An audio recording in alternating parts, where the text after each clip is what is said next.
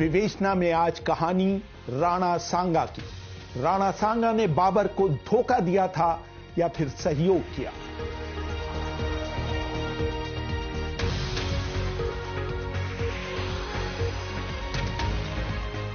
अभिवादन स्वीकार करिए रेहान फजल का।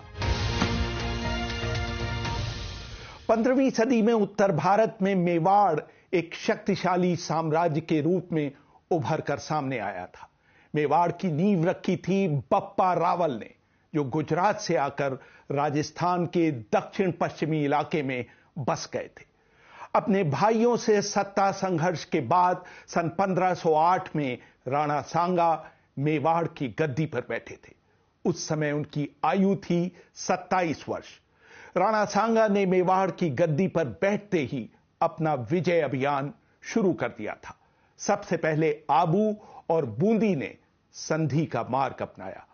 आमेर की सेना ने जब मेवाड़ पर हमला किया तो राणा सांगा ने आमेर के राजा माधो सिंह को बंदी बना लिया। सतीश चंद्रा अपनी किताब हिस्ट्री ऑफ मिडीवल इंडिया में लिखते हैं, सन 1517 में हुई लड़ाई में राणा सांगा मालवा के शासक महमूद द्वितीय को बंदी बनाकर चित्तौड़ ले आए थे। उसी साल इब्राहिम लोदी ने मेवाड़ पर हमला किया, लेकिन उसे खतौली में राणा सांगा के हाथों हार का सामना करना पड़ा। इसी लड़ाई में एक तीर ने राणा सांगा के बाएं बाजू के कवच को भेद दिया। राणा के प्राण बचाने के लिए वैद्य ने उस हाथ को काट डाला, क्योंकि पूरे शरीर में जहर फैल जाने का खतरा हो गया था। बहुत दिनों बाद वो स्वस्थ हुए, लेकिन उनका अब एक ही हाथ रह गया था। राणा सांगा ने हिम्मत नहीं हारी और एक हाथ से ही उन्होंने नियमित तलवारबाजी का अभ्यास किया। यह वही समय था जब फरगना घाटी में जन्मा बाबर भारत के दरवाजे पर दस्तक दे रहा था। 1526 में हुई पानीपत की निर्णायक लड़ाई से कुछ महीनों पहले दिल्ली के शासक इब्राहिम लोदी के दरबार के कुछ लोग उसके बेटे दिलावर खां के नेतृत्व में बाबर से मिलने पहुंचे थे। उन्होंने बाबर से कहा कि वो भारत आकर लोदी को सत्ता से हटा दे। उनका कहना था कि इब्राहिम लोदी तानाशाह है और अपने दरबारियों का समर्थन खो चुका है। बाबर ने अपनी आत्मकथा बाबरनामा में लिखा है, जब हम काबुल में थे, मेवाड़ के राजा राणा सांगा का भी एक दूत उनकी शुभकामनाएं लेकर मेरे पास आया था। उसने अपनी योजना बताई थी कि वो आगरा की तरफ से इब्राहिम लोदी पर हमला करेंगे। मैंने दिल्ली और आगरा दोनों पर कब्जा किया, लेकिन उस शैतान ने मुझे अपनी शक्ल तक नहीं दिखाई। बाबर के चचेरे भाई मिर्जा हैदर भी अपनी किताब तारीखे रशीदी में जिक्र करते हैं कि राणा सांगा का एक दूत बाबर से मिलने आया था। बाबर के एक और जीवनीकार स्टैनली लेन पूल ने भी अपनी किताब बाबर में राणा सांगा के दूत के बाबर से मिलने का जिक्र किया है।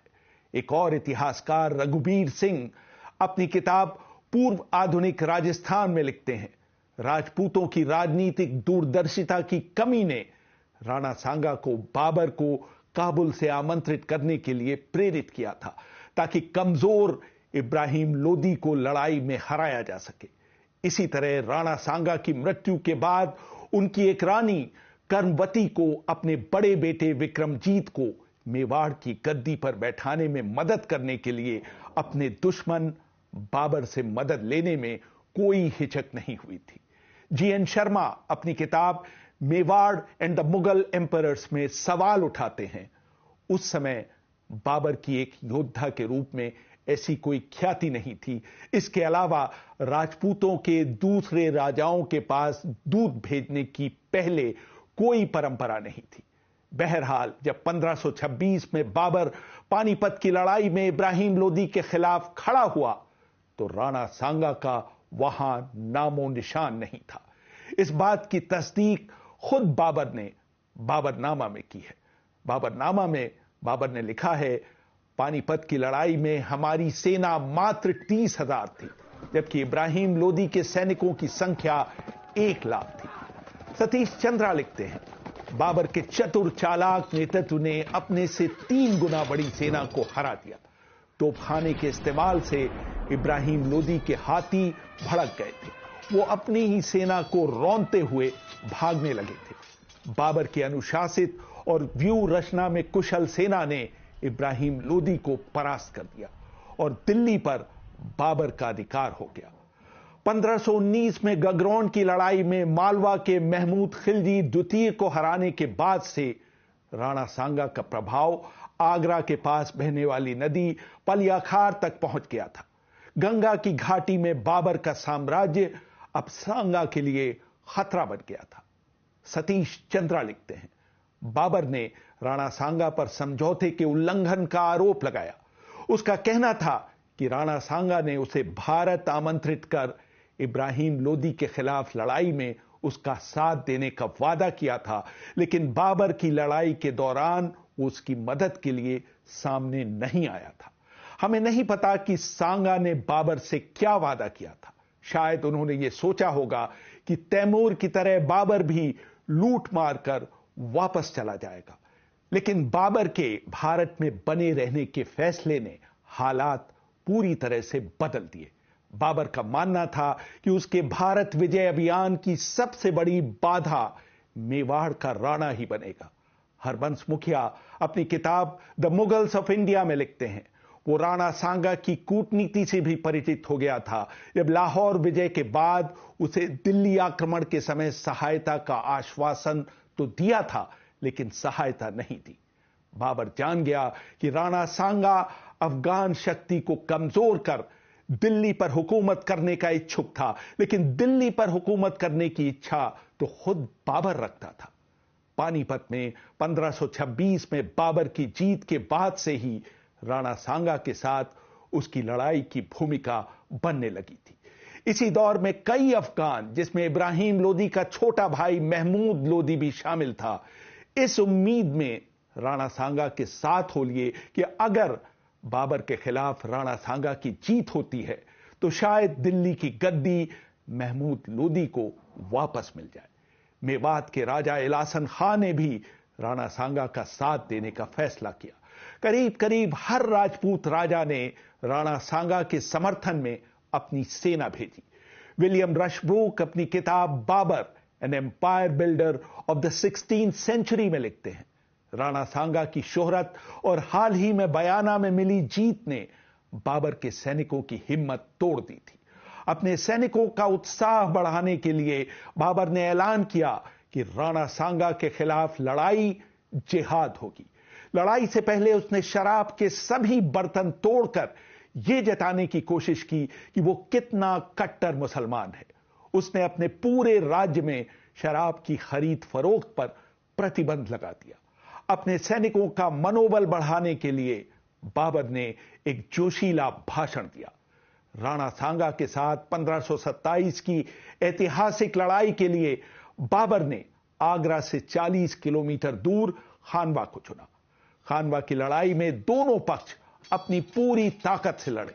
बाबर ने बाबरनामा में लिखा, राणा सांगा की सेना में 2 लाख से अधिक सैनिक थे, जिसमें 10,000 अफगान और इतने ही हसन खां मेवाती के भेजे सैनिक थे। हो सकता है कि बाबर ने यह संख्या बढ़ा चढ़ाकर बताई हो, लेकिन इसमें कोई शक नहीं कि गिनती में बाबर के सैनिक राणा सांगा के सैनिकों से कहीं कम थे।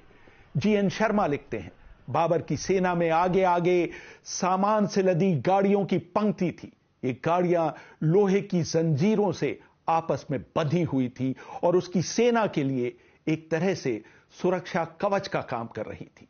इन गाड़ियों के पीछे तोपें थीं जो प्रतिद्वंदी को दिखाई नहीं देती थी। इनके पीछे घुड़सवारों की पंक्तियां थीं।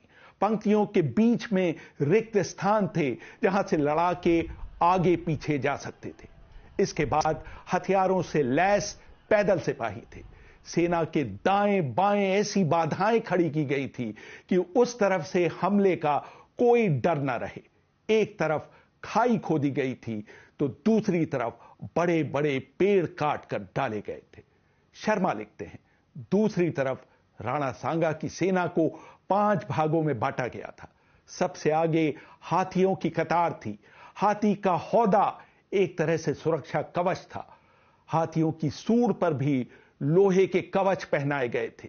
हाथियों के पीछे भालों के साथ घुड़सवार थे। राणा सांगा खुद पहली पंक्ति में एक हाथी पर बैठे थे, जिन्हें उनके सभी सैनिक दूर से देख सकते थे, जबकि बाबर अपनी सेना के आगे नहीं बल्कि बीच में था। राणा सांगा ने बाबर के दाहिनी तरफ हमला बोला और करीब करीब उसमें सेंध लगा दी। राणा सांगा खुद लड़ाई का नेतृत्व कर रहे थे। शर्मा लिखते हैं, वहां मौजूद लोगों को आश्चर्य हो रहा था कि राणा सांगा की एक आंख नहीं थी, उनका एक हाथ कटा हुआ था, उनका एक पैर भी काम नहीं कर रहा था, उनके शरीर पर घाव ही घाव लगे थे, लेकिन इसके बावजूद उनकी फुर्ती और उत्साह में कोई कमी नहीं थी। लेकिन मुगलों का तोपखाना भी भारी तबाही मचा रहा था। धीरे धीरे राणा सांगा की सेना पीछे हटने लगी। जीएन शर्मा लिखते हैं, इस बीच एक तीर राणा सांगा के माथे पर लगा। सांगा बेहोश होकर अपने हौदे में लुढ़क गए। उनके कुछ सिपहसालारों ने उन्हें तुरंत हौदे से उतारकर पालकी में डाला और बाहर की तरफ रवाना कर दिया। राणा की सेना ने देखा कि राणा सांगा हाथी पर नहीं है। ये देखते ही उनका मनोबल टूट गया। सैनिकों के पांव उखड़ गए। एक राजपूत सेना नायक अज्जू झाला ने राणा का मुकुट अपने सिर पर रखा और उनके हाथी पर सवार हो गया। लेकिन राजा की अनुपस्थिति का जो बुरा असर होना था वो हो चुका था। राजपूती सेना की हिम्मत टूट गई और वो तितर बितर हो गई। बाबर ने बाबरनामा में लिखा, इस्लाम के प्रचार के लिए मैं अपना घर बार छोड़कर निकला था। इस लड़ाई में मैंने शहीद होना तय कर लिया था, लेकिन खुदा ने मेरी फरियाद सुन ली।